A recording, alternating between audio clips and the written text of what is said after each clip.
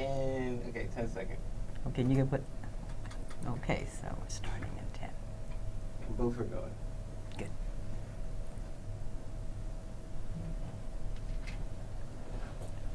Hi, this is The Coaching Game. I'm Laurie Lawson, and tonight my guest is Lena Beck Roervig. And that's kind of how you say her name. Hey, Lena. Hi, Laurie. She can tell you the Swedish way, or I don't know, but she'll tell you about it.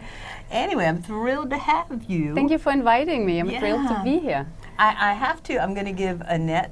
No, let me massacre her name. Annette Roervig. Yeah. close. A shout out because she got us together. She did. She did. I always encourage coaches to do that. If you know someone that you think would be compatible with somebody else, let them know. Get them together. Connect everybody. And here Lena is on the show, and I'm sure she's going, okay. I'm not sure how this worked out, but great. So Lena is. Obviously, a consultant who also does coaching, and she just confessed to me that she pretty much does coaching almost all the time when she does consulting. Yes, that's true.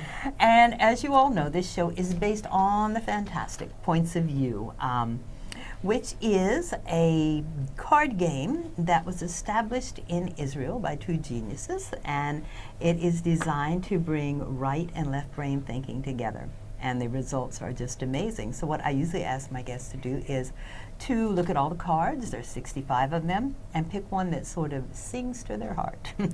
So Lena chose 5. Yeah, I chose 5 cards, yeah. It was like a symphony that was going on instead of a regular song. But her main card was choice, which is interesting, and we'll get into some of the other cards she chose also.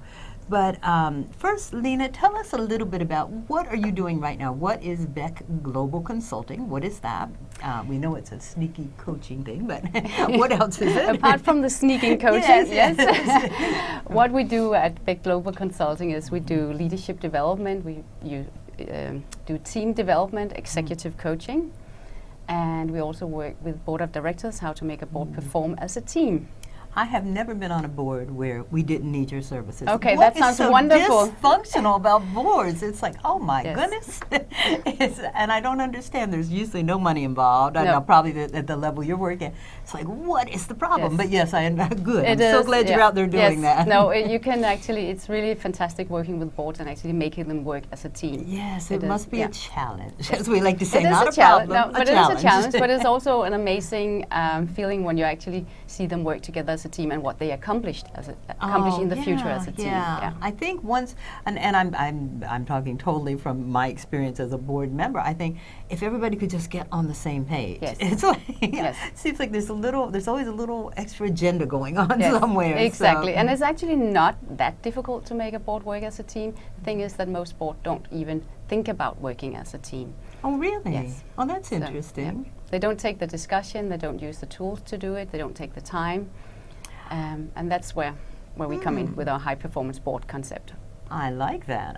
Yeah, I'm trying to think. Well, yeah, sure, maybe the treasurer's the treasurer and the secretary and everybody else. And also they don't spend so much time together, which makes it difficult. Yeah. And it's the timing issue requires that you actually take an active step to work as a team. And you know what? It's interesting, and I like that we're kind of going off on this tangent. We'll be back to choice in a minute, but because it's kind of interesting when you're right when you put a board together and you go, okay, go be a team. Yes. Who knows how to be a team, really? And it doesn't work that way. No. It doesn't work in the workplace. It doesn't work anywhere else. So why should it work on boards? And absolutely. And normally it's a very, very talented and skilled people on the boards. So they have all the things that requires to actually make the company or the organization perform. But how do you actually take all those fantastic qualities and make them work together and utilize them even more? It's like 2 + 2 = 5. You want that with a board, but sometimes it's only 2 + 2 = 3 because you don't utilize all their skills and talents. Wow. New math, okay.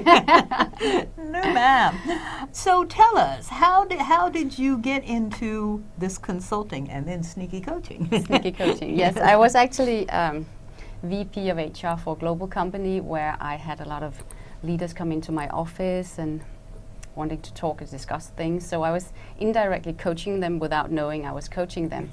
So I thought, okay, I better get some knowledge about how to actually coach. So I took my coaching education at Henley Business School in England.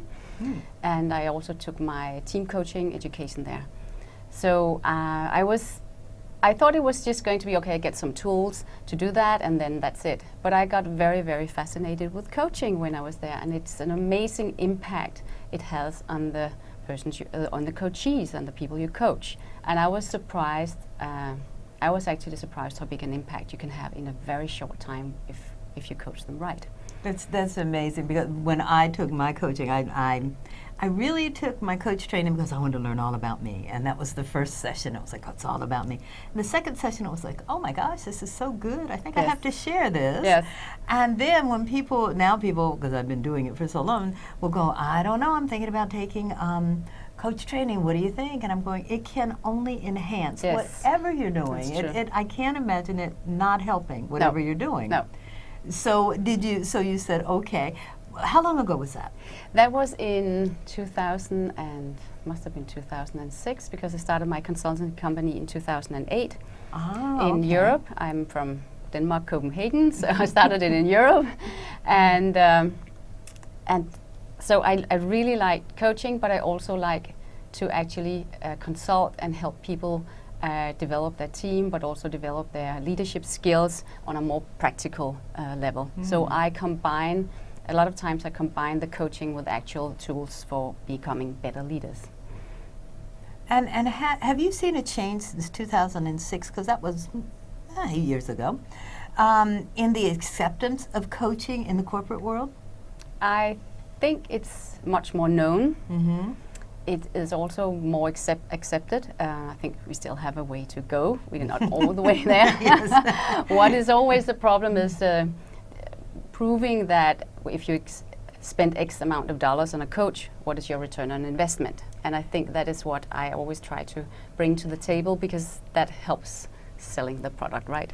It absolutely does. And to my knowledge, well, I'm not sure there are that many studies out there that have a return on investment for coaching. It's like you can give anecdotal. It's like, oh, this company increased their profits by 25% after we built their team. I would love, I'm still waiting. I would love to have there is a few studies, and we see more and more coming up, and I try to keep on top of that, because I think it's getting more and more vital, and especially with this economic climate we have, people are holding on a little bit to them. Well, in your world, the corporate world, that's the world that always wants to see it in writing, and they want proof. But I think what's also happening in the corporate world is that they are learning that it costs a lot of money to keep training different people over and over. So why don't we take what we have and make it work? Exactly. Invest in a coach a little bit. Absolutely. It's much more cost effective to train what you have instead of keep hiring new. So now, do you do coaching here, or is it international? I do coaching here, and I also do it internationally. But mostly here. I like being in New York, so for now I don't need to travel that much. I hear you. So tell me where choice comes in all this. Choice comes in because it's one of my values, that I actually believe that we all should have the freedom to make our own choices in life. So that's a strong value. Making it more on a daily basis, from we wake up till we go to bed, we make a lot of choices every day. Luckily enough, a lot of the choices are subconscious or habits, so we don't have to think about it all the time. But no matter what, there will be some choices we have to make every day. And taking it to the leadership side, a manager and a leader has to make a lot of choices every single day. And he or she has to make choices sometimes very fast. So for me, I think choice is both a philosophical thing, but also a very practical thing. Okay. Philosophical, I can certainly see, and that's interesting, because you're right. We make choices and we don't even know we're making choices, or they become habits. And I don't know, is a habit a choice? That's an interesting It might be question. I don't know. I'm not. But it might have been a choice when you started the habit, right? So I don't know. Okay. Yeah, it was a choice from the beginning. A choice to begin. And then it became a habit. All right, that's good. Yeah. So what is entailed in making a choice? I mean, and let's tie it into your business. So we know he or she is the leader of a big corporation responsible for a lot of people. So how many factors go into any choice that he or she? I don't keep going to he because it's usually a he, Yeah, but he or she. Yes. I can't tell you how many factors because there's not a certain number. Sometimes you have, in a crisis, you have to make a very quick choice. Right. And sometimes if you're making a strategy, you have a longer period to actually find out what choice would be the best based on calculations and surveys and interviews, all these things. So depending on the situation, you might have half a second, or if you're making a strategy, hopefully you have a few months to actually figure out what the right choice would be. You know, I have found that I've been in organizations and on boards that are paralyzed by choice because they want everyone to have a choice and they want everyone to be heard and they want every viewpoint to be considered. Yes. Where do you cut that off? See, that's where coaching comes in, right? Yes, exactly. That's where coaching comes in. That's why they need you. Yes. Because of course you can't sit and wait because otherwise then the choice will be made for you. If you wait long enough, the choice is made for you. So if you want to be in control and set the agenda, and then you need to make the choice. And when you cut it off is depending, of course, of the situation. But an urgency, money, there's a lot of factors coming in. Right. So, but of course, you as a leader as a leader, it's your responsibility, no matter what. You might have delegated the task to someone else, but it's your responsibility. So, depending on that situation, you might cut off and say, this is our choice, or you might have delegated that choice to someone else, but it's still your responsibility. The buck stops here. Yes. That's interesting because I worked for a church in the corporate management part. Shall remain nameless, but they did nothing. I mean, they prayed, they meditated, and eventually the problems either took care of themselves or nobody cared. Yes. But I'm not sure they were forward moving. You know, it was like, and they talked to the congregation and they talked to the brothers and the sisters, and it was, and I said, this is the most, and I was in management, and I'm just like, oh my God, you got to get it fixed. Yeah. And I finally learned to just calm down because they were not going. By the time they finished, the problem would be gone. Yeah. So, and of that is not a good way to run a business. No, it's not. And as an employee, of course, you also have to find a company to work for, management to work for that complies with your values. So if you are an employee that wants, you want action, you want them to set the pace, then you should have a management team that does that. And if you say, okay, I'm actually really happy just doing my everyday business, absolutely nothing wrong with that, but then you need another type of leadership. Right. Well, that was one of the other cards she chose. Yes. Leadership. So, and that's just a bunch of hands hopefully working together. Yeah. So tell me, in leadership, what are some of the challenges that you come across? And I know that 2008 was a very risky time to start a business, and I don't have to tell you, you did it. I did it, yeah. But the world was crumbling financially at that point. Did you, was that a response to a need? What I find today that wasn't, where we didn't see it before, and when I was in the corporate world, we had leadership development consultants in and coaches in to make people better. Mm-hmm. When I'm called in, not every time, but a lot of times now when I'm called into a company, it's because there's a crisis. So they wait much longer to ask for consultants to come in and help them than they did before. So I think that's the shift I've seen from my point of view. And of course it's much more difficult to come in when when there's a huge crisis and everybody's, the team doesn't work, everybody's tense, people have fallen out with each other, don't like each other, don't want to cooperate with each other, or you've kept a leader far too long without developing that leader. It makes my job much more challenging. So I think that we definitely need to shift that paradigm again, because there's a lot of money wasted from the company side because they wait so long. Right. Bad leadership costs a lot of money.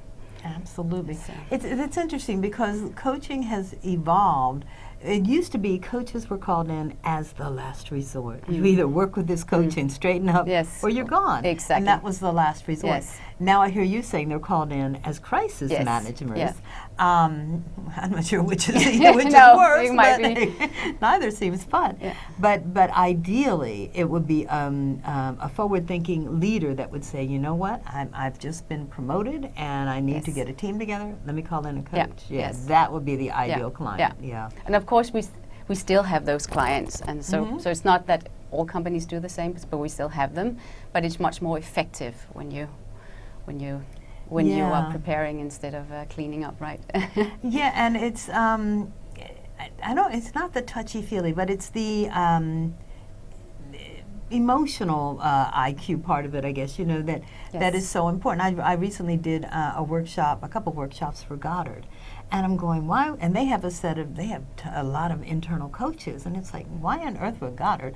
And well, of course, because they are linear thinking, scientific people. And then you promote them to a manager, Yes. and they go, I don't know. No, I don't know, yeah. Yes. Let me build a spaceship. Yes. I can do that. It is much. A team, I don't And know. it's so fascinating working with people who come from that background, because they're so open. I find them, they're I so was open. petrified to Yes. do this. I'm going, I oh, they're love not it. going to get my sense of humor. They were great. Perfectly, yes. I actually really love that, because Yeah. they're so open to everything, and it's just fine. Yeah. And they take it and they run with it, and you think, oh my God, they really developed so they quickly. got it. They got it. got yeah, it. yeah. Yeah. So what are some of the challenges that? Well, what are some of the challenges that maybe I don't know, members of a team should look for?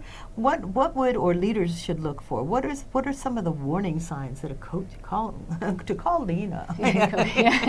When should you call Lena? Yeah, when should they call? I mean, of course, they should call if they feel there's a lot of stress, there's a lot of tension. Yeah. There's no doubt workloads get larger and larger in most companies. Mm-hmm. So people tend to have a large workload, get stressed more easily. They should call if they don't have a clear strategy for what they want to do. Mm. They should also call if they feel they not quite sure, as you said, how much to delegate and how much to not delegate, when to say, okay, enough is enough, we make this choice, when they're unsure about things like that. But because all of that they can learn. Right. And for team, if they have a department or a team that doesn't work, the sooner they call, the better, because it might not take that long to make them cooperate really well. Just getting an understanding why people have a different work preference than yourself. Actually, for most people, okay, now I understand. And they can start making jokes, oh, I always have to think about my things before I do something, and you take a decision like this, but that's fine, now we know. So I don't get upset because you take a decision at the meeting, and you don't get upset because I say, I want to think about it for tomorrow. So Learning different styles. Yes. Yeah, and that, I think that's also clashing and also generational now. Oh my gosh, there's a Yes. whole coaching thing going on with millenniums and Yes. Xers and Yers. I don't even know what No, number. no. I don't even know what initial we're down to Yeah. now. But it's but I think of course there are some. There's no doubt that traits in different generations, but we should also be careful that we not take people and put them into boxes. Oh, that's a good point. I yeah. think that's a danger if you, as a leader, say, okay, I have one, he's 23-year-old, and then I have another guy, he's 35, so I treat them differently. Why not treat them where they are as who they are, instead of put them exactly. into a box? Yeah, I've seen some 35-year-old people who are Exactly. very immature, and vice versa. Yes, yes, So, exactly. Yeah. So. Yeah, and also because we're global, and I love that you're a global consulting company. Cultures, multicultures. I mean, there are so many factors too. Exactly. And New York is where all cultures are yes. together, so it's a perfect place to be if you want to, study cultures, right? Yeah, and you can expect to be working with different cultures, Yes. and so Yeah. get over it. Yes. Get over it and Yes. learn as much as you Yes. can. I always figure that's a great Yeah. learning. Yeah. I want to talk about one other. This is kind of this may be different. Passion. Passion fruit is a picture here. Is also a card that Lena chose. So tell me a little bit about passion and bragging for women, because I have a feeling that's her passion. Bragging for women is my passion. It's a new concept. We are launching it here in November 2014. Now, who's we? Beck Global Consulting. Oh, Yeah. okay. We had some trial runs in the spring, and it went very well, and we could see there was a huge need for bragging for women. So now we actually have spent the summer developing an actual concept about it. And the reason why I have passion for bragging for women is that we keep talking about why don't we see more women in leadership positions, why don't we see more women on boards, and the time is right because everybody's talking about it right now, but it's still a lot of motivational speeches, and I would like to give women actual tools and skills to actually get those leadership positions and get the board positions. And when they are in the leadership positions and on the boards, they feel very comfortable and authentic being there. Wow. So that is what the concept is about. So because we know that a lot of women actually opt out of their professional career just before they reach the C-suite level or the board levels. Do they? Yeah, statistically they do, unfortunately. Really? Yes. And there's a lot of reasons for that. It's a choice, I'm sure. It's a choice. It's a choice, but it might be a choice because you might not feel. There could be a lot of reasons for it, but I would like to give them the tools and skills so they can go all the way. So they truly have a choice. Yeah. Sometimes. So exactly. Yeah. And they know what to do. And of course, being on mid-level management is one thing, but if you go to the top, it's a completely different game. Oh, completely different. And how do we play the game authentic? Because if we don't feel authentic, we don't feel comfortable. And if we don't feel comfortable and have passion, right, then we don't have passion. and if we don't have passion for what we do, we find something else we have passion for. Right. So I think with this concept where we actually talk about, first of all, why is it that we as women haven't learned those skills to become leaders and to voice our opinion and not be hurt if someone says something harsh to us. So that's a whole reason for that from society, how we are raised. So that's just giving women that knowledge, gives them that, okay, there's nothing wrong with me. It's actually just the way we are brought up by our society. And then teaching them their body language, their tone of voice, all these practical things is important for a woman, and then how they actually play the game on the different managers and managerial and leadership levels. Oh my gosh, sign me up. And it has to be fun. Yes, I think that's really, that's really my important. Tagline. You can change your life, but have fun. Exactly, and that's what we want to do. We want this to be a fun learning experience, so they are empowered to go out there. Now, when you say bragging for women, is it a program? Is it a workshop? Is it a video? What is it? It's a workshops. We have 4 modules in the workshop, and then a 5th add-on workshop we are working on now with authenticity. So we have those. So it's workshops, and let me change all your habits, and then let me show you how to be authentic with it. I love it. Yeah, we actually start out with authentic and we end with authentic. So we have it all the way through. All right. Yeah. No, but because it is very important that you have that passion for what you do. Yeah. Yes. No. So we have workshops, we have speeches, presentations, and we also want to do an online training program. So we just want to change the world. Now, who is this for? This is for all professional women. As a start, for all professional women. Is it a face-to-face, or can it be done on Skype? Or online is easy. What we do is we do both, where you can join an open workshop. So we might be 10 or 15 at that workshop. You can do it one-on-one, bragging coaching. We can do that. Bragging coaching, yes. I like it, yeah. Bragging coaching. And of course, you can also join the online courses when they are up and running. Okay. And then you can come to speeches, presentations, and get inspired and get some tips. Just from getting a few tips, you might be able to go back and implement them the next day. So is it a one-day workshop, or do you take the 4 modules? The 4 modules is on 4 different days. Okay. Yes. Okay. Yeah. And each one will deal with a different topic. Yes. Yeah. Yes. Is there an assessment as to where you are right now, or do we just assume that we all come in as women and we don't know how to brag? Is that? I think what is important is that, or we wouldn't have been at the workshop, right? Exactly. Yeah. But we all have individual challenges in our life. So when you have these different modules, you might take something from that workshop that you think is the most important for you to implement, and another woman would take something different from that workshop. So you might not say, it's very difficult, when you've been on seminars, you don't implement 100% of what you learned there. Of course not. No. So here you have that choice of picking exactly what you need to advance your career. Ah.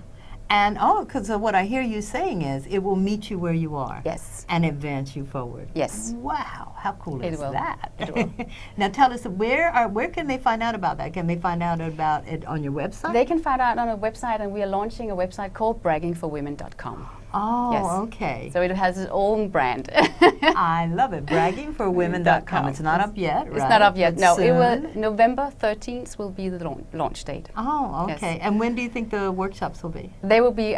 We will plan it so you can join the workshops at the end of November and forward. Wow, So- coming up fast. Yes. This is Yeah. No, but we have worked hard on this concept, and it's. Yeah. Yes. And so when you say we, do you have other people in your I have. consulting? Yes. We have other Oh. people working with us. I have some. Okay. Yeah.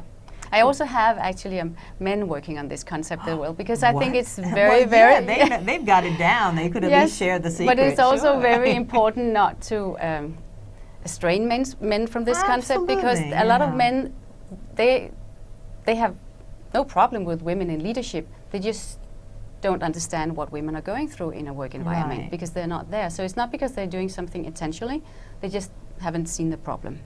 Well, and it's preconceived notions also, I think. I suspect that once Hillary declares that she's going to run president, I think you're going to hear some of the craziest things Yes, you've yes. ever heard Yeah. about why she should and should not. Yes. Both. And I That's- think there are preconceived notions. And so how would you recommend that we know that there are some preconceived notions, and we have them about men, let's be honest, Yes. But so how do you embrace that and say, I'm going to show you that I'm different, or do you just carry on with what what do you recommend you do with that? Preconceived notions is, I think, what we talked about before. Don't put people in a box. I think that comes with cultures. It comes with women judging other women, women judging men, men judging women, men judging other men. Young, old, All these whatever, things. yeah.